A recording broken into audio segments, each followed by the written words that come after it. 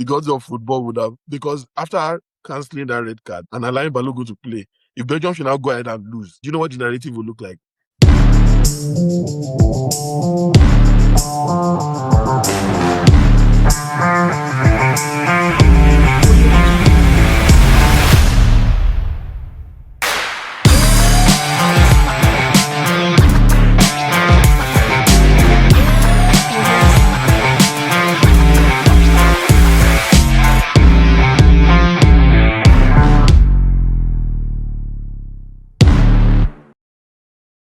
Hello, good afternoon. This is Taiwo Onajobi, your host on Lan Onasis Maple Sports. And we're always excited, to have you. We try to bring it down, football, break it down whatever way you want, and try to make sure that we bring you the best across board. Today, we're going to be diving right into the World Cup. A lot of matches have been played, but before I go right into it, I want Josh and Crespo just to say a bit of hello, then we'll just go right into it. Hello, everyone. Good to be back. Hello, Good. everyone. I've been away for a bit, and it's good to be back. And it's a Stampede season here, so Yahoo. Yeah, that's true.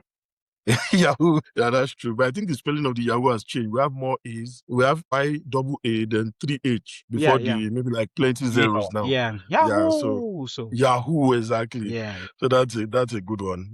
At least in the spirit of Stampede. I think there's something going on, and I just want you guys to correct me if you think I'm wrong. The World Cup is now becoming very unpopular. Nobody's really talking about it again. I think because a lot of good teams have gone. No, I don't think so. I don't think so. I think because fewer teams. Canada is no more showing any matches again. The last match Canada played was in Toronto. Yeah, fair enough. So Canada is not hosting any match again. And there are fewer matches left. Yeah. Because the World Cup ends on Sunday, whether we like it or not. It ends on Sunday. So a lot of people really want to move on from the World Cup quickly. Fair enough, but Canada is multicultural. So even if Canada is out, you have a lot of nationalities here in Canada. So people are still rooting for their home nations, and so I think the fever is still really high up there. But I think the festivals have stopped. Well, probably the festivals might stop, but I don't think the anticlimax is everybody feels France will win it. So there is so much buzz as to, are we going to see somebody else?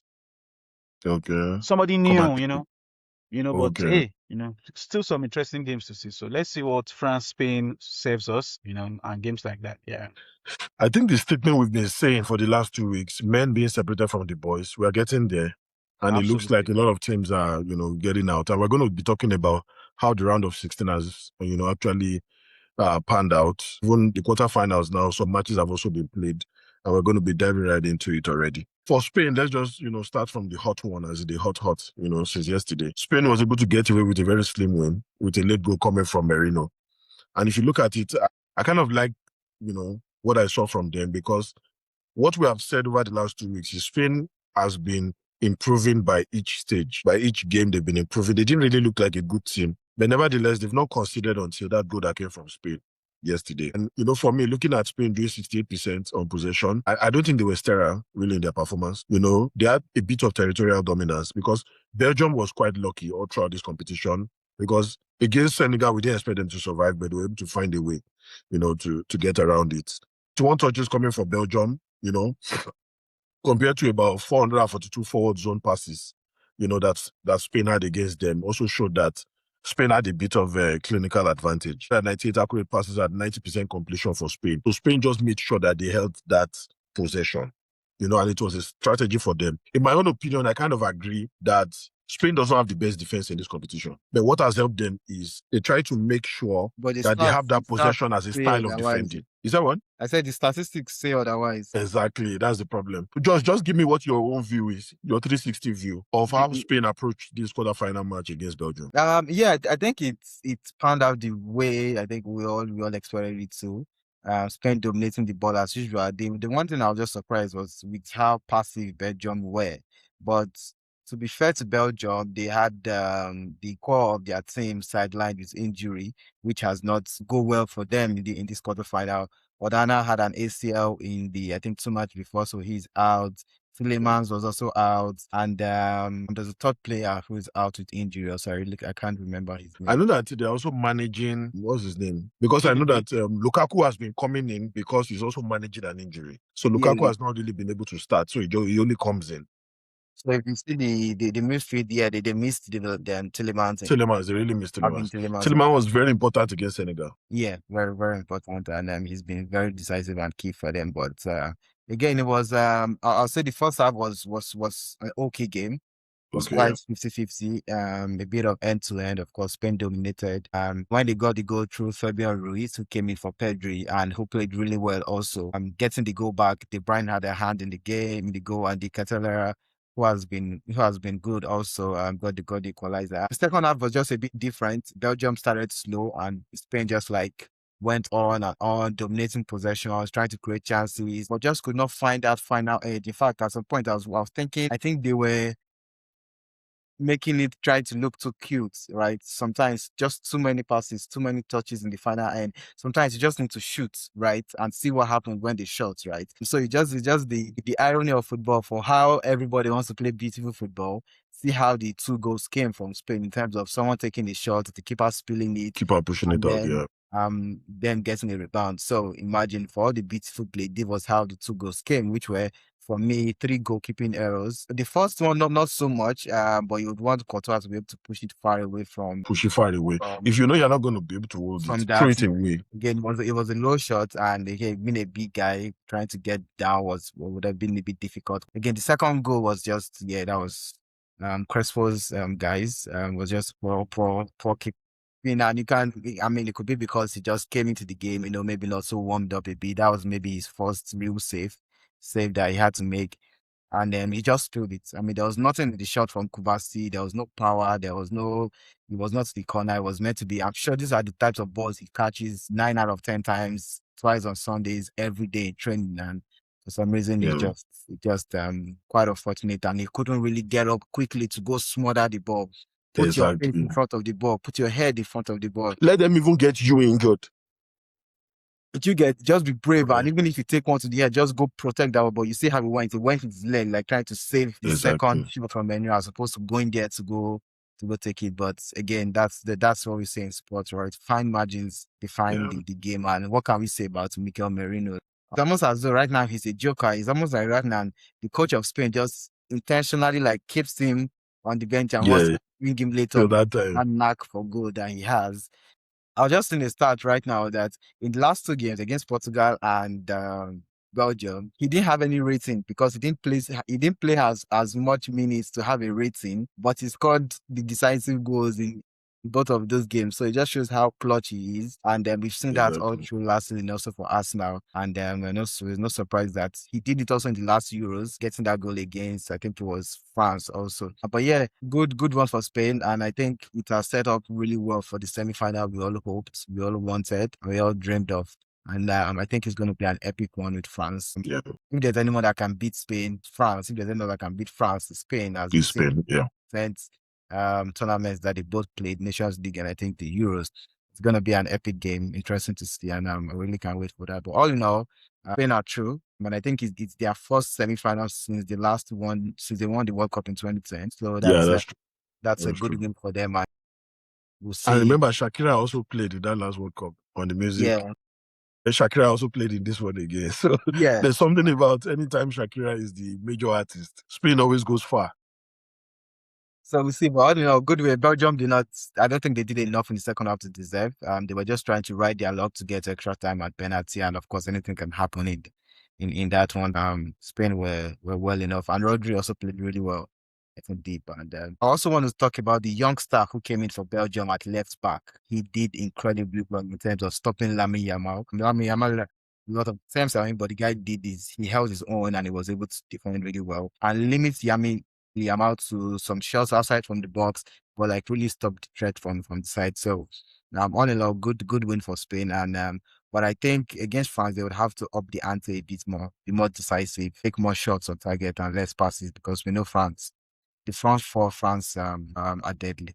That's just what I'll say. But yeah. Yeah, so Crespo, give us your own 2 cents on what you think about the match. Even though the Belgium rising 21-year-old guy, Joaquin says, very, very smart guy, he was able to do a good job. As in completely neutralized Lamine Yamal. But what do you think generally about the match? Again, I think Joshua had everything locked down. 2 points. First off, nobody thought that Belgium side would get that far. So getting that far and having those injuries also, like, there's almost nothing they can do right now. Missing Tillemans, Onana, missing a large chunk of their very key players would affect any team facing a team like Spain. So again, think kudos to them. They rode their luck all to that point and just went down to a better side. No matter how much you analyze it, even if they had their best team, I'm not sure anybody would have put Belgium ahead of Spain. So again, like you said from the start of the show, I think the boys are being separated from the men right now. Yeah. And that's what we're just seeing. And again, if you look at the way Belgium had moved till this point, nobody saw them having a chance against Senegal. From the death, But they remember, came that back. same Belgium team beat USA. Yeah, that's what I'm coming to. So again, the same Belgian team that were almost nowhere against Senegal in the last 5 minutes of the 90, they got 2 goals, and in the extra time they got a penalty, and they were in the quarterfinals. I mean, they were in the round of 16. Just for them to face US, that everybody felt, oh, very solid team, and they took US to the cleaners. Like, they were so professional in that game. They didn't do too much. They just did the right things at the right time and put in 4 goals past strong US side that everybody actually felt would give them a good push. And again, so like I said, their luck just ran out till they met Spain, and they met a much better side, a much more decisive side. Like Josh said, they had the game just for them to score, but again, they were unable to get many goals against the not so bolstered Belgian side. And so again, as I said, it's two sides. The Belgium side, I didn't expect them to get to this point. They are getting there now, and you know what? Kudos to them. They did the best they could do on the night. They could. The better team won across all positions. Doku, he tried so hard to beat, but the moment you beat one, you are seeing 2 people in front of me again. So it was a lot for someone like Doku to do on the night. So again, kudos to Spain. I'm looking forward to what Spain can do against France. I think right now everybody's favorite is France. All the bookies are tipping France all the way. But again, like Joshua said, the only team that can beat Spain is France. Or the only team that looks like can beat France is Spain. And the only team that looks like can beat Spain is France. Spain is France. Let's see what that semi-final pairing gives. Looks like. Okay, that's a good one. I also think, and this is the way I kind of look at it, USA had that pressure coming from FIFA, making sure that they were able to get Balogun to play for them. They were heavily criticized. FIFA was heavily criticized also for this. And I also feel that it also had to do with their psychology. Because I think on a good day, USA should be able to beat that Belgium team. But a lot had already happened before that time, and maybe they couldn't just psychologically settle down and face that match the right way. If there were no dramas around Balogun coming to play and people, adding a bit of what I call political, hand to football, and generally, maybe they would have been able to still get a win from Belgium. But a lot had already happened before then. And in fact, the gods of football would not have even gotten the gods of football would have, because after cancelling that red card and allowing Balogun to play, if Belgium should now go ahead and lose, do you know what the narrative will look like? Yeah, I hear you, but at the same time, scoring the winner. Imagine that Balogun now can score. Bro. Yeah, so again, I feel the argument came because Belgium had not been playing well all through this tournament. All through, yes. If Belgium was playing to their capacity, even if they had anybody they wanted, I think Belgium it wasn't a matchup in the first place. But again, because Belgium had been playing poorly, so everybody gave US the chance. So again, and like I said, Belgium on that day were just efficient. They weren't fantastic. US did all the running, all the pushing. Each time Belgium had the chance to put the ball at the back of the net, they put it at the back of the net, and that was it. That's true. I feel they were just efficient on the day. And the same way they did in the last 10 minutes of the game against Senegal, they were just efficient. Senegal was huffing and puffing. They have a chance. They make everybody walk at the back of Senegal. And it's either they put the ball in the back of the net or there's a penalty. So I think even if Balogun was not there, anything, it will still be the same result. It will still be the same result because Belgium were just efficient on the night. It's true. So again, I think I expected more from that Di Catelere guy. He played well against US. It's facing the match yesterday, it didn't look like the same person anymore. No. Like we said, once you have a strong core, especially Tillemans in this tournament for Belgium, I would say that's practically the only player that came to the World Cup for Belgium. That played at his capacity. He practically put them through against Senegal. I think he had 2 goals and an assist, if I'm not wrong. Yeah. The penalty, in fact, 3 goals, 3 goal contribution. He scored a goal. he was the one that was fought for the penalty and took the penalty at the back. So he has been a threat for them, but unfortunately, there was a time we used to talk about the golden Belgium sets where we had Hazard and all those guys, Lukaku, when they were just coming up, and that set is fading away. Kevin De Bruyne, they're all getting old. It's gone. We'll most likely be having a new set of guys, and that's why I liked Charles De Ketelaere. I like those new guys coming in. The sales guy, SC, that that was holding Lamine Yamal to 0 shots on goal for a good number of minutes. And a lot of that's also going to happen to the Portuguese team as well, which we're still going to talk about today. But good luck to them. Hopefully, they'll first of all show us what they can do in the Euros and before at least the next World Cup. So we're going straight into the team that is heavily favored by everybody, and that's France. And there was something that the coach of Morocco said that kind of pissed off a lot of people within the African community. He said Morocco is going there to represent Morocco, not Africa. Yeah. And a lot of Africans were pissed that why would the coach come out and say Morocco is going to represent Morocco, not Africa? I think for me, there are two parts of it. He wanted to make sure that his team is not distracted with that pressure of representing Africa as the only team. He just wanted them to go into that match representing your country, forget about Africa, and face the match ahead of you. And I don't know, I may be wrong, but what do you think generally, Joshua, for the way Morocco approached the match and the way France approached the match? What do you think would have done differently? Yeah, I think, and we're talking about this off air before we came online. Yeah. I was quite disappointed with how Morocco approached the match, and almost felt as though they lost it before. I mean, I didn't really understand the passiveness they had in that game. I mean, I was just watching it and I was like, they were just so lackadaisical on the ball, especially the midfielders, the youngster and Unai, who have been really good this tournament, and they were just for some reason dilly-dallying on the ball, holding on to the ball so much. And there were a couple of times where France nicked the ball from them and could have scored. And it just felt as though Morocco didn't get out of first yet. And I was like, France are available. They are there for the taking. I mean, because Dinia is not the greatest of fullbacks. Neither is Koundé. Like, these guys can be gotten out when you have someone like Ibrahim Diaz. And for some reason, they just never really looked like threatening the France background at any point in time. And to be fair, maybe that is due to their striker, who was out injured, although he was back on the bench for that game. But is it the Sabari guy that is going to join Bayern Munich? Bayern, yeah, he's going to join Bayern Munich. He was out against, I think, their last game also. But I mean, the Raimi guy, the substitute striker, was able to come on and score. And I thought he was the one that was going to start, just so to give Morocco like a focal point. You could see like the build-up play, there was no focal point.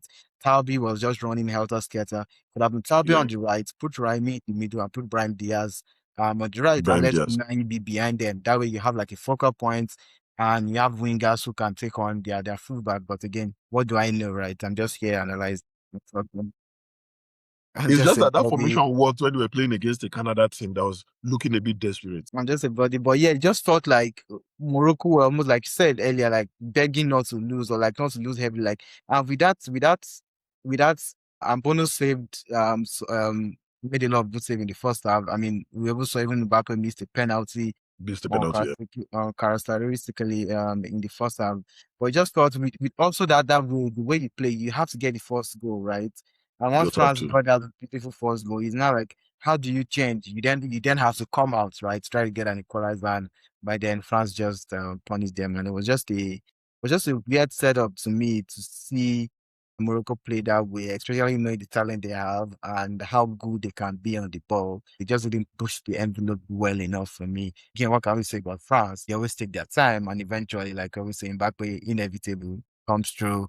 Even after missing the penalty, was able to take that beautiful goal. I'm just bending it around the up for the first goal. And what can we say? 20 goals in 20 World Cup matches, 18 knockout World Cup goals in 18 World Cup knockout games. I mean, he's really what we call the Mr. World Cup.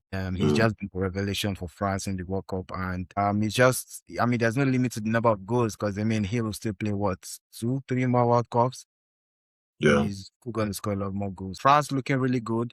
It was good for Dembele to also get a goal, because he's kind of been like under the radar, under Mbappe's shadow. Yeah, that's true. Apart from the hat-trick, also I'm really happy that he also, I mean, let's not forget, he's still the reigning Ballon d'Or. He made still win it again. I mean, depending on how France do in the World Cup, he's won the Champions League. He may retain that crown. No, even if they get to the final, he still has a good case. He still has a good case to win it.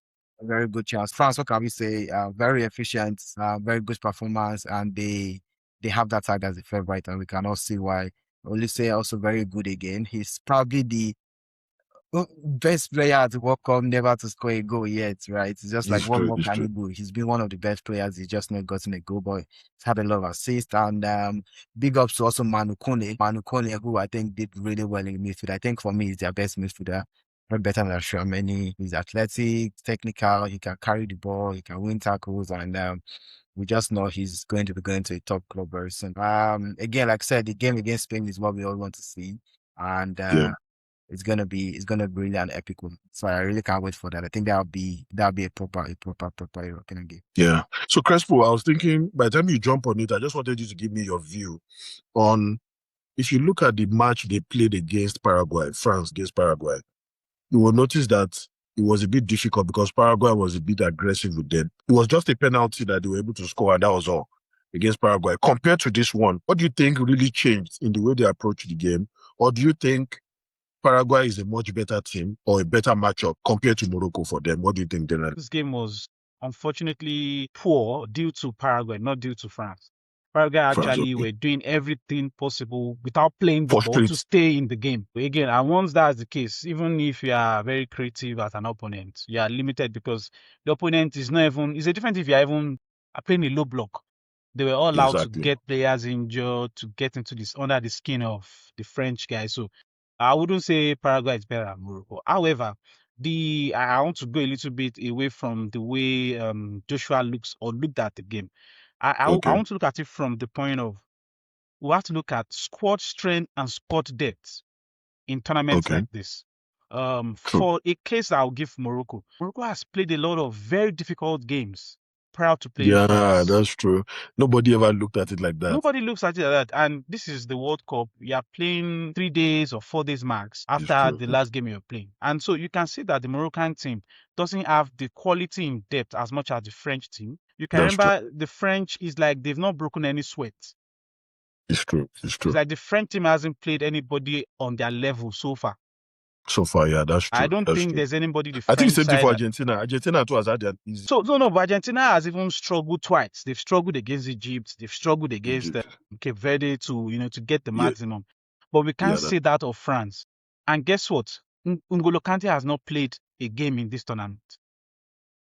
That's true. Czechia has not played too. Czechia has not played so much. Aluche has not played. So there is still quality. Joshua, you're muted. There is still there. You wanted to say? Yeah, I wanted to say Thuram also has not played. Thuram has not kicked the ball. He's been playing. Yeah, that's true. And You that's know, still so some quality on the bench. exactly my point. So if you look at the French side, they have quality in the first 11 and they haven't broken any sweat, in my opinion. The team that would have given them a run for their money was the first game of the tournament. And it's difficult for everybody because the first game, you're not yet in reading. But you can see the French team is like they are getting better and better after every game. You can't say that of Morocco. Morocco faced Brazil. It was a tough one to grind out. They were able to get out of the group, faced they faced Netherlands. That was a grueling game. They played around 20 minutes in that game and went to penalties. That's true. That's true. Against a Dutch side. That's a lot of power and strength of the Moroccans. And Morocco, in terms of football pedigree, is not as highly rated as Netherlands. But they took Netherlands out. So you can see after the Netherlands game, their performance as a team dropped. They were playing much more experience. Taking out Canada was just experience. They allowed Canada to do the running. They had few chances and scored the goals. So when I saw them against France, I saw the energy level drop from Morocco. They just couldn't keep up with that energy. And I will tell you, a smart coach, you know what, boys, don't just go burning energy because you get tired, we get found out, and we might lose scandalously.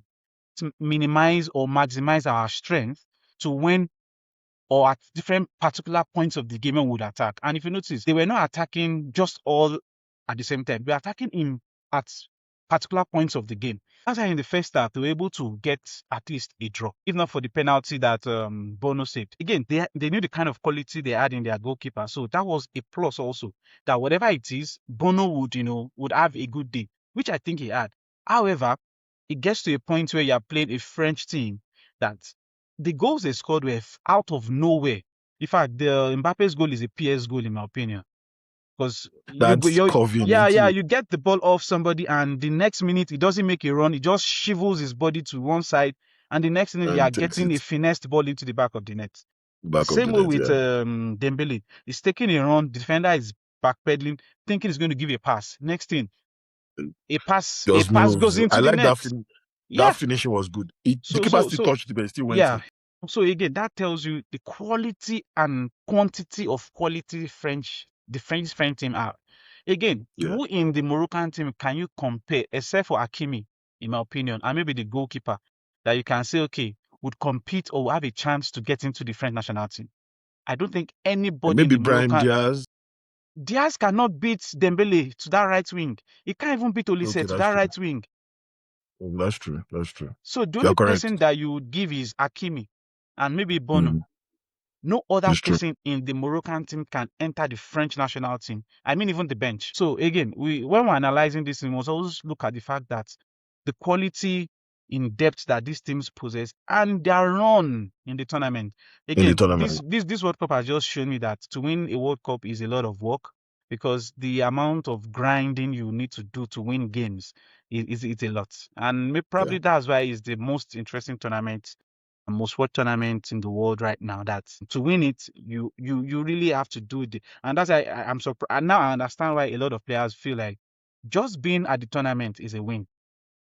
Yeah, it's true. Just being at the tournament It is a seems win. like a Bivette can give you a good testimony of Yeah. just being in the competition Just is being okay there. for them. Yeah. Yeah, Because I can imagine what it would take for a team like that doesn't have so much quality in depth to get to the finals.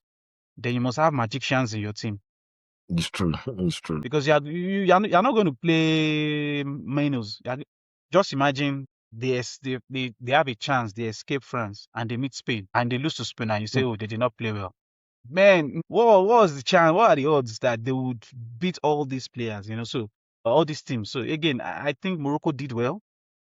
Yeah, It just goes to show that for African football to lay claims at this world stage, we need to go back home and build for a long period for depth. depth. Yeah, You can't perform at the World Cup with a first 11. And guess what? Even your first 11, it has to be the world best 11. yeah. They can compete at the highest level. And look at Brazil.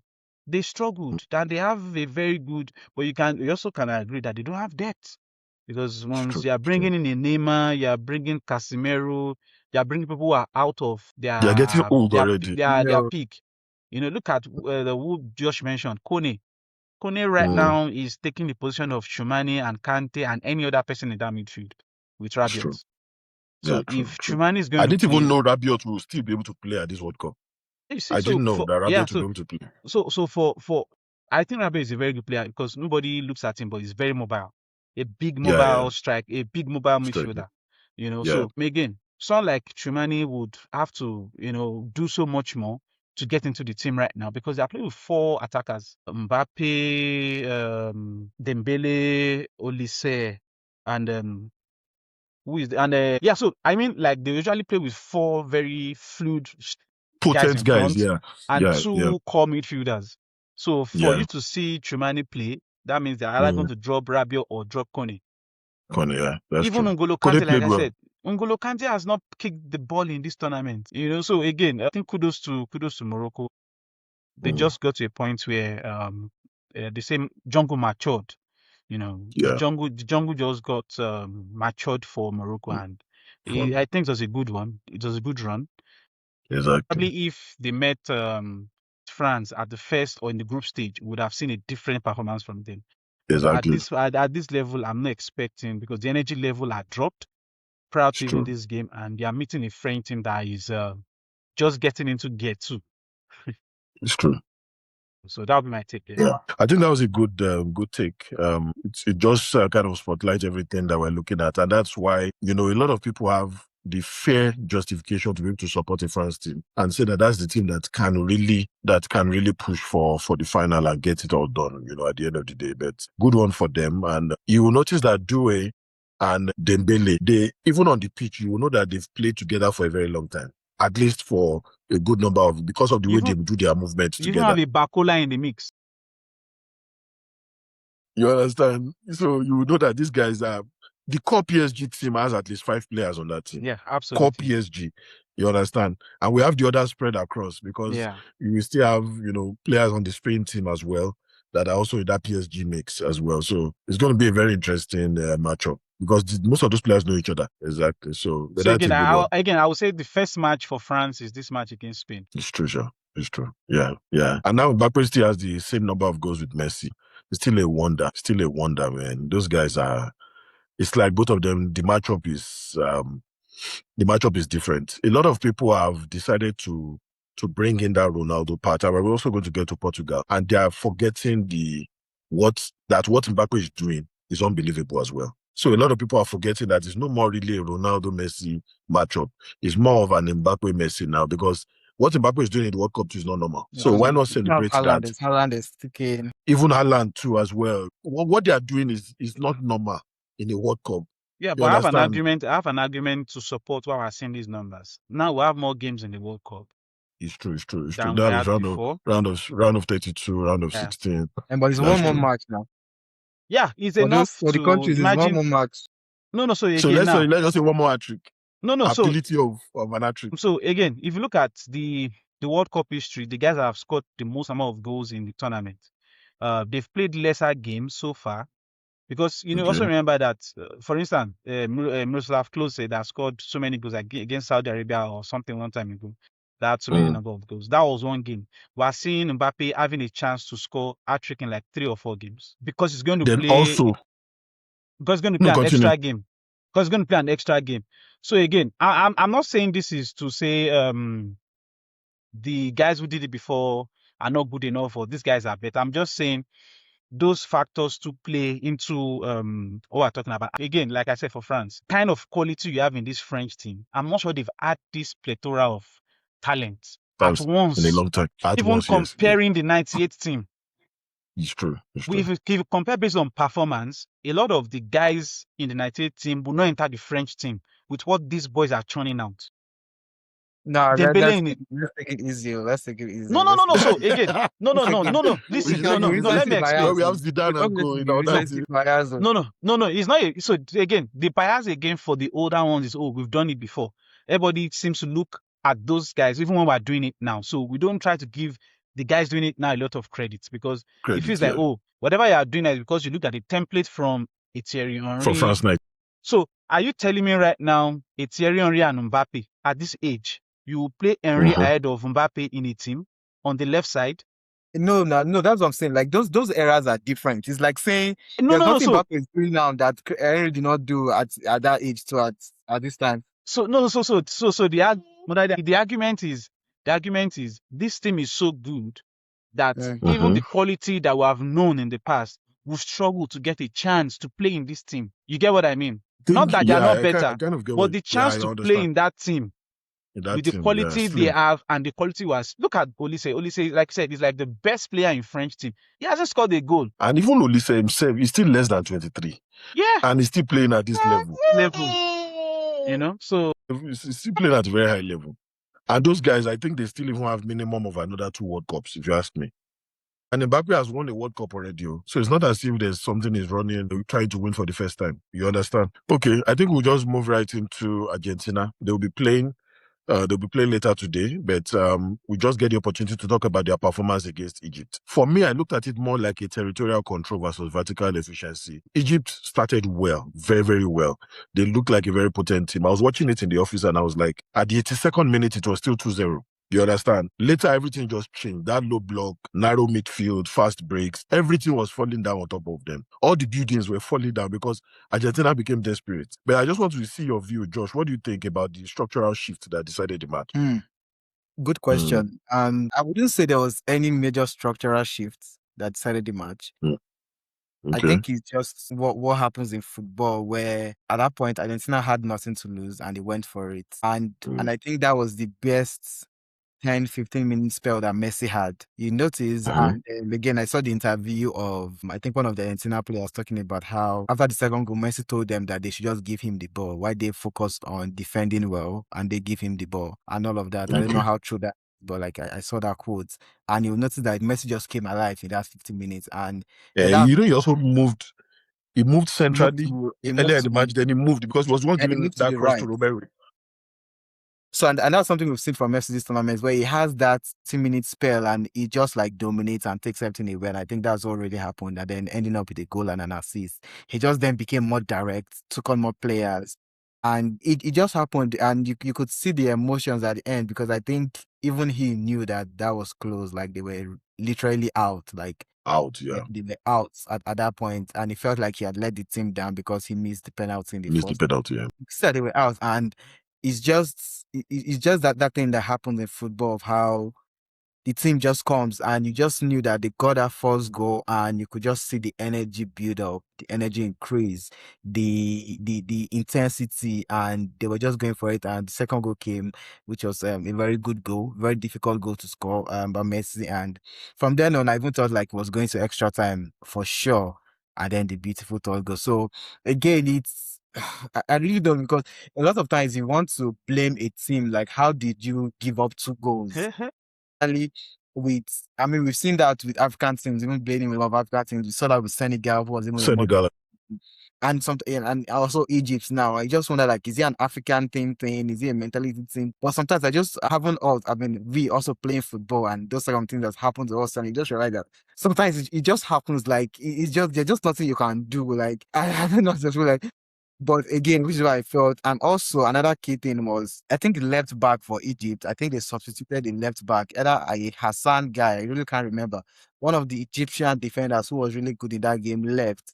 And I think that also changed the dynamics of their backline. But again, I would love to hammer Egypt, as I would love to do. But again, I just think that it's just having also played football sometimes. I know that sometimes when you just have those wave of attacks, and when like the god of football just smiles at the team and says these things don't happen, like sometimes there's just really nothing you can do, because they've been defending so well prior, and then they consider those 2 goals in 4 minutes. Like it doesn't even make sense. Like how is that possible? But football is just like that. Sometimes you just really can't explain it. I think that's part of what the frustration that the Egyptian coach had, and why he had that outburst in his press conference, because no one asked you people to give up 2 goals, right, in 4 minutes. It was still well within your hands. Like no one gave a dubious pen. Second minute, or even a if you dubious red card, like put 10 defenders and have 2 strikers, you get, and that's how they were playing, second right? minute, you On the should be able counter, to defend it with your life on the now. break.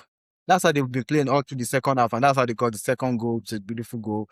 And so yeah, but they just didn't defend better and try to close out the game. And maybe that was due to nerves, occasion, or just being that Argentina applied more pressure and were more intense, right? A combination of all of those factors, I think, was required for a comeback. Like there's the attacking team, there's also the defending team side that gets as a factor. And you notice at 2-2, there was a really good chance for Egypt when Mamouche was leading that counter attack, where it was 3-on-1. Leandro Paredes, the defender. And 9 out of 10 times, Mamouche makes that simple pass to the striker. Like he just a simple throw ball, and he's strong goal, and it's a 3-2 winner. 3-2, exactly. Game is over. Yeah.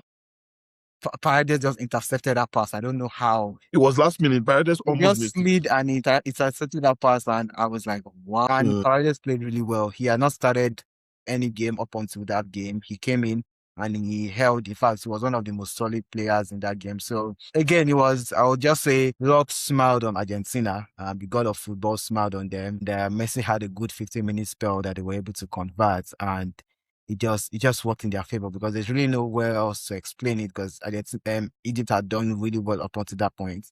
And to just concede those 2 goals in 4 minutes was just heartbreaking. I think it's why we love football, it's why we love sports, because of these things. And Argentina lives to fight another day. Yeah, okay. So Crespo, probably just want to get your feedback on the dynamics of this Argentina game against Egypt, and a big disappointment, on the side of Egypt. And while you are doing that, you can also just chip a little bit about the prodigal son, which is Switzerland. Nobody expected them to get to this stage at all. Against Colombia, generally, it was a quiet match. At the end of the day, it ended up in penalties, and Switzerland was able to, get it done. But right now, that same Swiss team, what's their fate going forward? Having looked at how they've been able to get to this stage of the competition. Yeah, okay. I'll start from the Egypt Argentina game. Yeah. Again, I want to go slightly away from Josh's point of view. Approach. Again, okay. We always don't want to look at quality of teams that we play against at this level. I would ask Joshua, before that game, did you give Egypt a chance? No. Did I you give thought Argentina any would win. chance? Absolutely. So what we saw No, but was it the happens best now. Like Egypt. No. it happens in What the I'm game saying where this is teams can. in hindsight. In No. hindsight. So in hindsight, in hindsight, we can now look at everything in the game. You can be, there are 2 goals or but you come back and be like, okay, you know what? This game was Egypt's best game in the tournament. That's true. This Remember was that we even thought Egypt was going to be out before this stage. exactly my point here. This was Egypt's best game in the tournament. That's true. No, in fact, people gave Cape Verde a thumbs up even before this game against Egypt for Argentina. Oh, they are quite sure that Egypt cannot give Argentina a run for their money the way Cape Verde did because of what and the way Egypt had been playing before that game. Now, in the game, you can call for as much as you want to call for how you think Argentina is being supported and all that. I want to hear it at the same time. I'll throw it away because honestly, we've seen scenarios where a foul was done that led to a goal that was brought. Case in point, Nigeria, South Africa. I think that was the last AFCON, not the current one, the previous one, where we got to the finals in Ivory Coast. There was a foul just at the box 18, and we went all the way to put in a goal. And guess what? It went back as a penalty against Nigeria, actually. So that has happened before. When people are shouting about identity and all that, again, I always say people, let's not throw away the quality of players who are playing against. Without Messi in that game, that day, probably nothing would have happened. That equalizer was magical. 9 out of 10, give that ball again to somebody else. They will balloon the ball. So I always want to look at moments in the games to say, okay, these are the turning points that nothing could have impacted. There was nothing Egypt could have done, in my opinion. 2 goals, probably the one they cancelled or not. 3 goals, yes, it might be difficult. The way I saw the comeback happen, it was just sheer Messi quality. And again, all judgment on the last goal that Hernandez scored, Egypt themselves. So again, I don't want us to blame Egypt or, in quotes, not give Argentina the kind of credit they deserve. And the punishment or the flip side is you can say, Argentina is not playing at the best. You expect them to, take Egypt out easily. However, this was Egypt's best game in the tournament. Nobody gave Egypt a chance. So why are we saying Egypt did not do well? I think they did well. Again. No, I don't agree with that because it's like saying, so because no one gave them a chance, so they should throw away a 4-goal lead. No.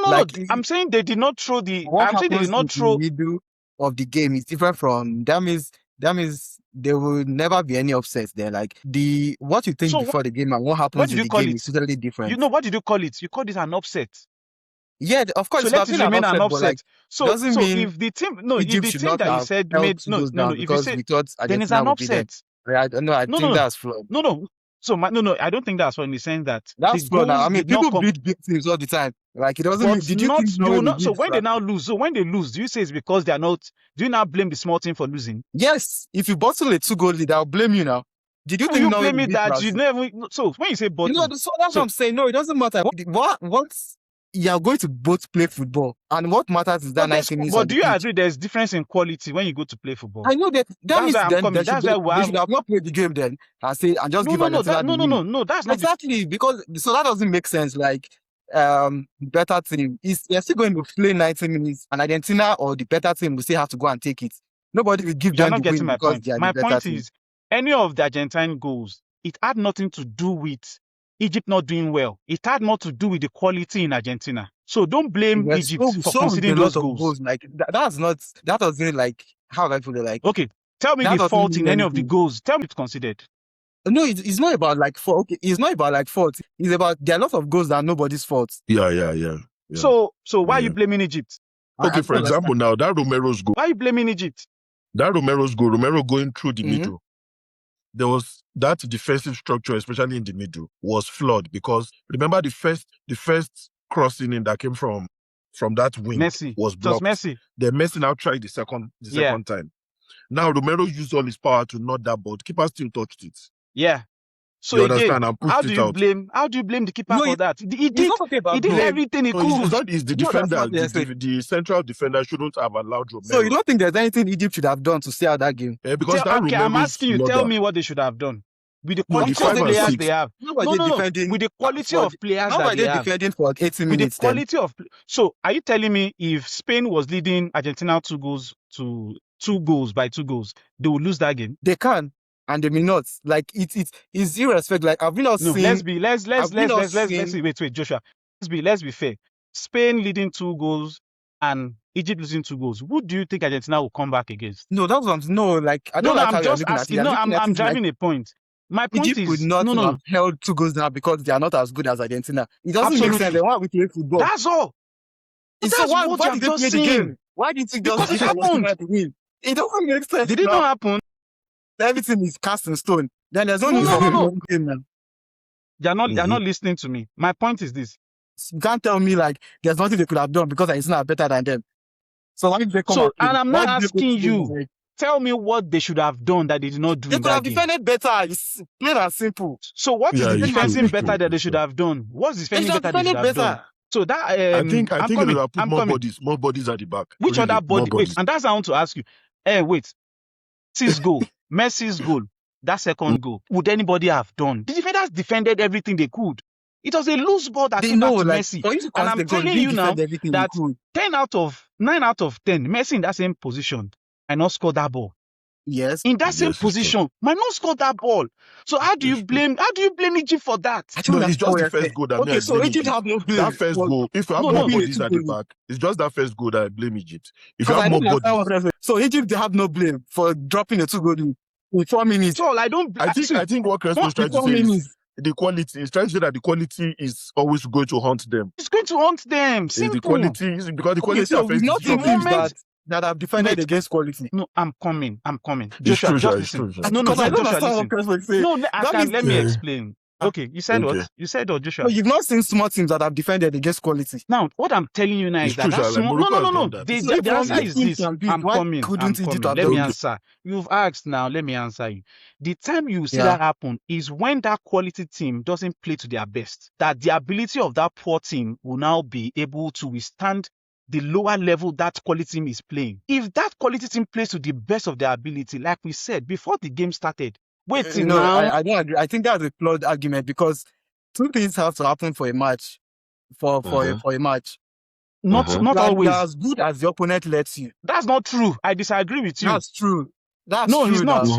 Okay, That's wait, I'm true. coming. Wait till now. So if as good as the opponent Wait lets you till now. now. Wait. That's why when you Okay. go into team tech, what they call odds. If you say you're as good as the other side lets you, then there should never be anything like odds in a game. Why are there odds in a game? Why do you go No, before a they game will and you always think be one team will favourite, win? You're as So good as that's the what we're opponent lets saying. you. You can't say you're as good as your opponent. You're as good If as you're as good okay, as so you're what equal. happened in first now? So how did Egypt get 2 goals ahead? That's what I am saying. Egypt did more than we even expected, and Argentina played exactly, below because par. Argentina led them.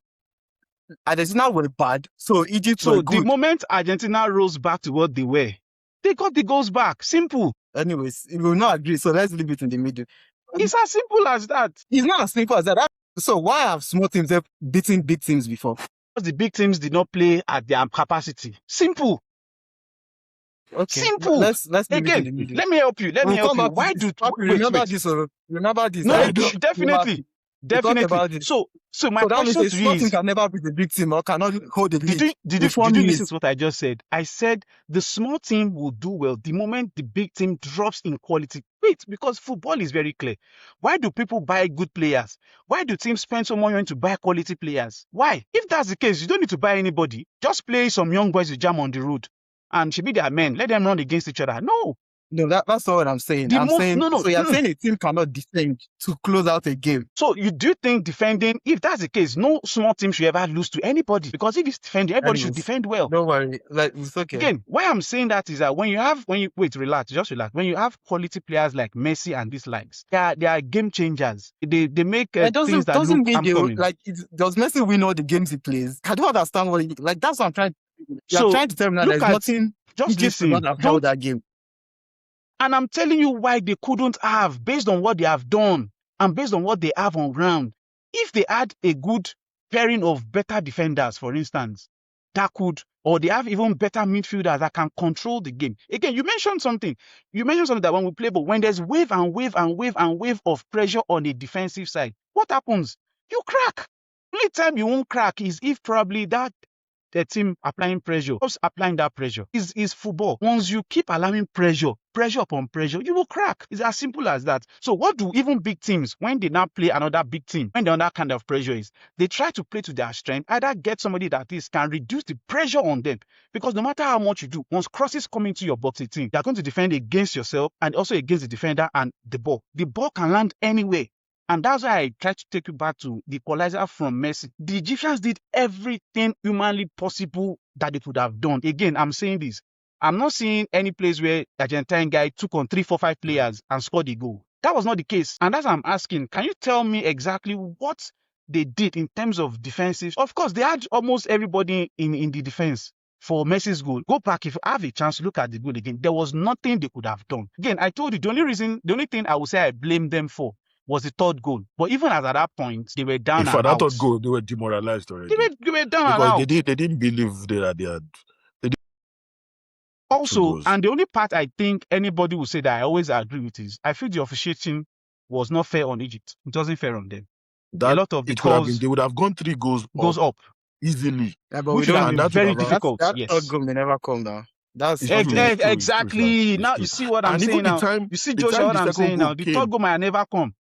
After that second goal that was cancelled. No, I'm not talking about, like, they had no issue with the officiating. I mean, as far as they eventually got the second goal, the officiating, which was taken out, because you never can, like, if they didn't cancel that goals, who knows what would have happened? Maybe they would have worked hard to get the second one.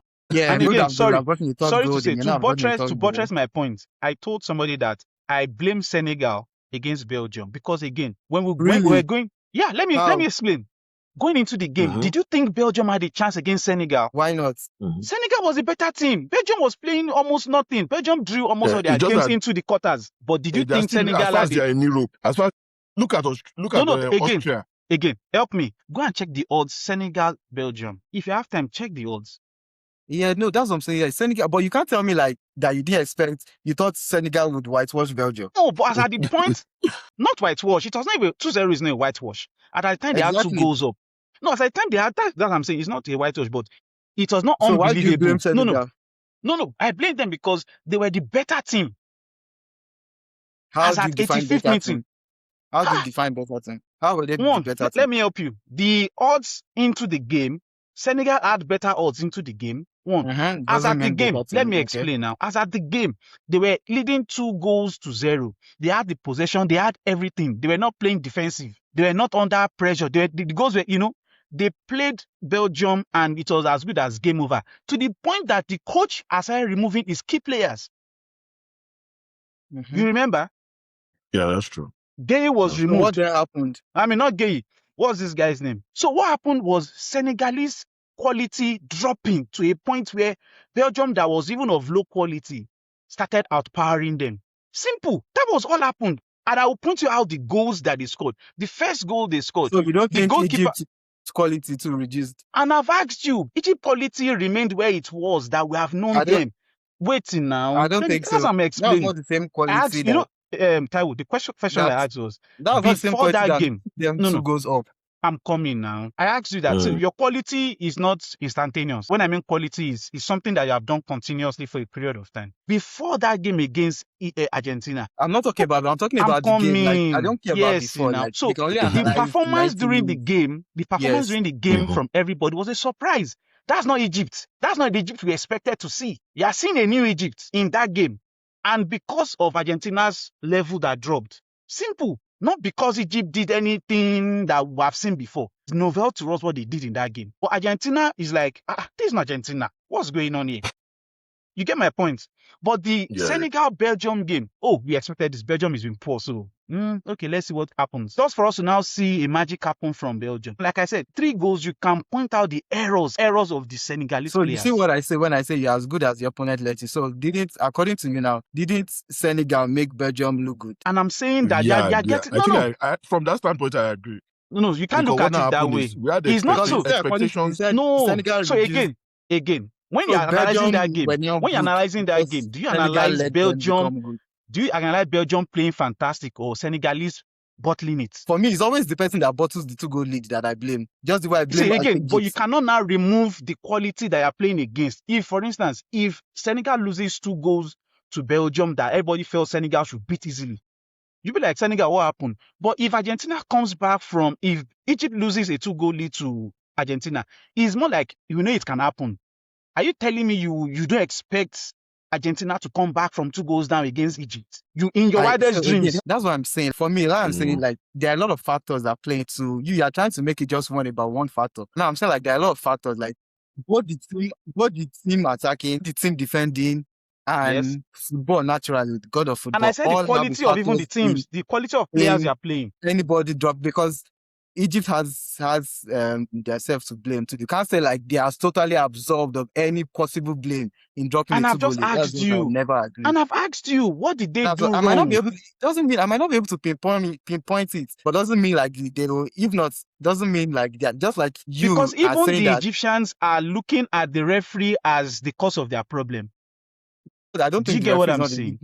But what was their coach saying? Everybody. I think it was that second goal. The momentum too for them. That's what I'm saying. It's really just looking for something to blame. Really, that was just, there was in my opinion. Again, everybody has their opinion. What I saw was an Egyptian side that nobody expected to do so well. All of a sudden, yes, an upset in the tournament. Beautiful.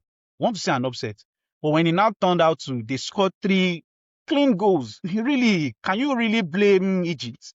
Because even what they are showing you is not what you expected. So again, that for me is a different thing if France loses case in point, when Saudi Arabia beats Argentina in the last World Cup, it was not about Saudi Arabia being a good team. It was what's wrong with this Argentina.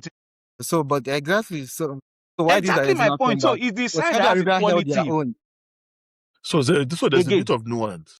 That's what I'm saying. Like, you can't. So it just shows you exactly the example you made. So it can happen. Yeah, I did not say it cannot happen. Exactly. So why? I'm saying if Argentina won the game 2-1, will you be saying Saudi bottled it? But they didn't. That's what I'm saying. They didn't. For me, it's not a bottling case. I don't think it's a bottling case. Because of our time. I don't think it's a bottling case. Above 1 hour. I think we won't be able to go through all the matches. Sometimes I like to see different views come up, and which is really is also good for sports, really. So Joshua will be in another 2 hours. Will be going into Norway, England, and that'll be at 3 p.m. Mountain Standard Time. I know Norway has had a very interesting journey, and we've also picked on some of Alan's wonderful performance and leading up to the 8 goals that he has also scored in this competition. But what's your prediction for Norway, England, the match we played in Hard Rock Stadium, Miami Gardens later today in Florida? What do you think generally of mostly two teams that the players know each other very well? Yeah, it's a very tough one to call, because I mean, historically, you wanted like England at the better side, better team, but we've seen Norway, like they've been good this tournament. The only game where, and of course, the game against France where they rested their first team 11 after they've qualified. So that's the only game where they didn't play as well, and that's because it wasn't their first 11, but they've been very decent. They've been very good this World Cup. The midfielders have been very good. Sanderberg, big guy, they've been running things, and just a very compact and very efficient side.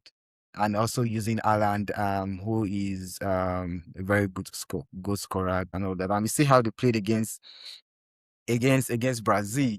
So it's going to be, and I think it's almost like, in a way, good for England, what Norway did against Brazil, because now England has an expectation. They know what to expect. They know what to prepare for.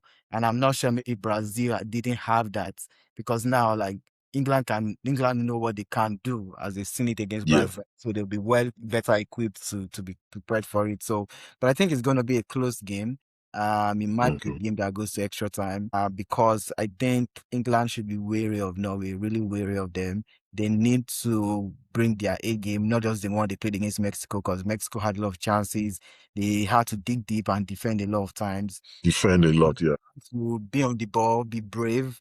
But they also had the red card as well. Don't be passive, be aggressive, and hopefully their attackers and their talent can just get them over the line. But I think this is very close to call. I would still say I would tip England slightly, to go through. But again, I won't be surprised if this were to go to extra time or even penalty, or if Norway were to come again. It's really too close. But I think England, I'll just give England the edge. So for Argentina and Switzerland, do you think Switzerland is going to really bottle this time around, or what do you think? Your prediction for some? Let's see if Argentina raise their level and play as well as they can. Yeah, absolutely, and you're correct.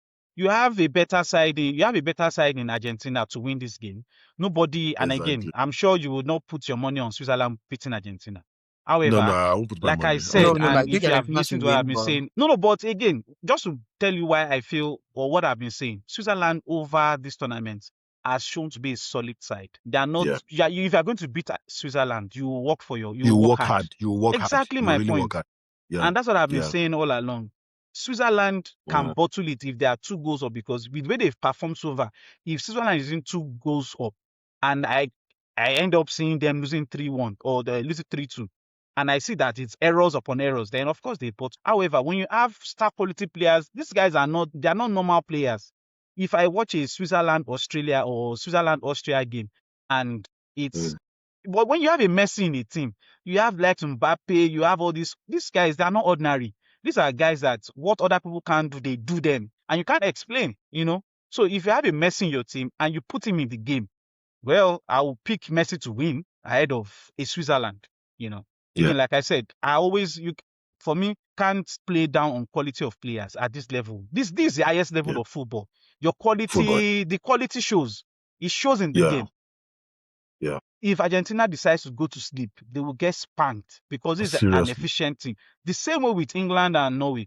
England, they have the upper hand, they have the quality. But again, this will show them that your quality can be matched with the likes of Haaland in a team. Yeah. Only Haaland. Again, look at the last game, the Brazil game. It was Haaland that won the game. Brazil played the whole game. They played the whole game. So again, we can say Brazil bottled it, right? You can't say that. You have to give it to Haaland straight up. Because what Haaland did there, nobody could just tell me what could have. What the game? I don't think I'm not saying I'm not comparing bottling. I'm just saying quality of these players. Again, can you blame the defender Gabriel for that goal that Haaland scored? First goal. The second goal, yes. The header. The one he was waiting. The ball was just there, and the ball just came in. Bam. The header. The second, the winner. The first goal, the header. No. Yeah, it could be more where it could surround. Okay, I hear you. If that's the case, there will never be goals. Why not? That means goals is when you capitalize on mistake of the team. No, sometimes it's not even mistake. Sheer quality of that player. They both jumped. He tried to push him, but this guy is big guy, is heavier. He got and he just. Do you know when they asked Xhaka? They said, "Xhaka, are you guys going to be able to stop Messi?" He said, "We don't know if we are going to be able to stop him." That's it. On the media, he said, "But we're going to try." You can only try. Exactly. You can only try. Because if that kind of guy wakes up. If he wakes up and decides to play, he's unplayable. But again, age is not on his side and all that. So yes, if Switzerland should do what out of this world that we don't expect, they can beat Argentina. But again, when you have the little man in that position, well, all our analysis go into the wind once it is magic. Once he changes the narrative again, and once he's ready to change it. Yeah, and that's why I'm just saying some qualities are difficult to just downplay. If you like, do all your tactics. Plan all the plan. Have you forgotten the same Messi? There was a time that he would carry ball from the back, dribble everybody. Shade the other people. They don't know how to clear people off the field. He will still score. So my point is, if you have that quality in your side, sometimes you can blame the opponent as much as you want. But hey, it's just Messi. And I wish them. Norway, England has a lot of people anticipating, and that's why the tickets are really, really high. I think the lowest amount you can see is about $2,113. As in, the tickets are really high. Everybody wants to see how England will perform against Norway. I'm thinking there might be an upset if, again, like I said, if the English team's midfield doesn't step up. Again, I'm saying it again, the quality on the day. If you don't play to your best on the day, I think Norway might just get an upset. For me, I think depends on how England performs on the day. If they don't perform to their best, I think that Norway side will take the win. We'll take them home. But that'll be a very good one because, Norway has just had a very fairy tale movement similar to what Switzerland has. And, them going to the semi-final will be a big, big, big, big surprise for the World Cup. But so far, so good. May the better team win. But based on my own projection, I'm thinking Switzerland should be able to get away with a penalty against Argentina. I think they'll be able to keep it clearly 0-0 up until the extra time. Then in penalties, they should be able to get it done. Because I want to see a way smaller team get into semi-finals. I don't want Argentina and England. Everybody likes that fairy tale story and that upset fairy tale, yeah. I was Switzerland in the semi-final. For England, Norway, I believe England is still that fairy tale team. They just keep getting to the semi-final, but they are not able to get it done. So I want to see them in the semi-final as well. So I would say England 1-0 against Norway, Switzerland winning a penalty against Argentina. But above all this, may the better team win. But thank you very much, guys. I think we've been able to do 1 hour 10 minutes. I like the way we're able to approach it this time. It's also needed for football, and it's also good for football as well. So thank you very much, guys. I know we are still monitoring what's happening across Europe, movements, and hopefully by the time the World Cup ends, we'll be able to just look at some of those movements that are happening, players that are being bought across border, what is going to help teams to be able to get over the hump this time around. Thank you very much for your time, guys, and enjoy the rest of the weekend. So may the better team win, thanks. All right, okay, man. Take care, guys. Take it easy. Okay.